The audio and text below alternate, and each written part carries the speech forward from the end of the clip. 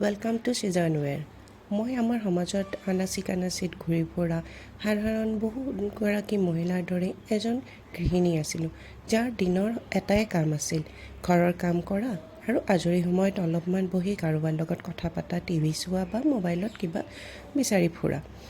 তেনেকৈ এদিন ৰেণ্ডামলি এখন ভিডিঅ'বিলাক চাই থাকোঁতে হঠাৎকৈ মোৰ চকুত পৰিল এখন ভিডিঅ', যিখনে হয়তো মই কি বুলি নিজকে পৰিচয় দাঙি ধৰিবলৈ এক অনুপ্ৰেৰণা যোগাইছিলে।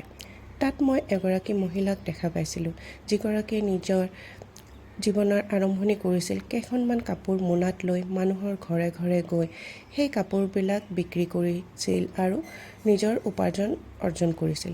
কিন্তু তেখেতে কৈছিলে যে তেখেতৰ ইমানেই ভাল পাইছিল এই কামটো কৰি যে তেখেতে এই কাম কৰি কোনো লাজ অনুভৱ কৰা নাছিলে।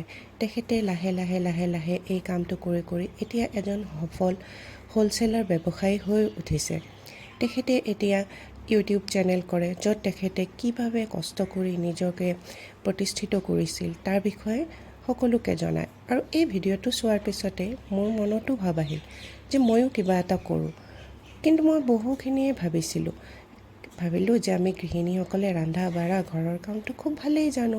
তেতিয়া মই কিছুমান কুকিং চেনেল চালোঁ, DIY চেনেল চালোঁ, গাৰ্ডেনিঙৰ চেনেল চালোঁ, কিন্তু যেন এইবিলাক কৰি মই সেই আনন্দটো পোৱা নাছিলোঁ। তাৰপিছত এদিনাখন মই ভাবিলোঁ ব'লক ময়ো কিছুমান কাপোৰৰ ব্যৱসায়টোৱে চেষ্টা কৰি চাওঁ।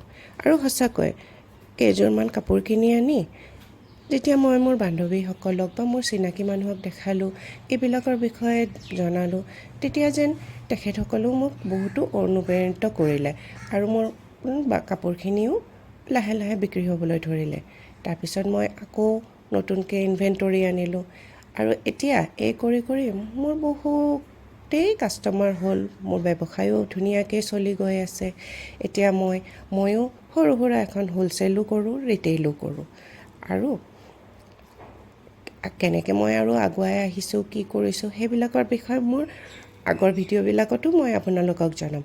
আৰু তাৰ বাবে আপোনালোকে মোৰ চেনেলক ছাবস্ক্ৰাইব কৰক আৰু শ্বেয়াৰ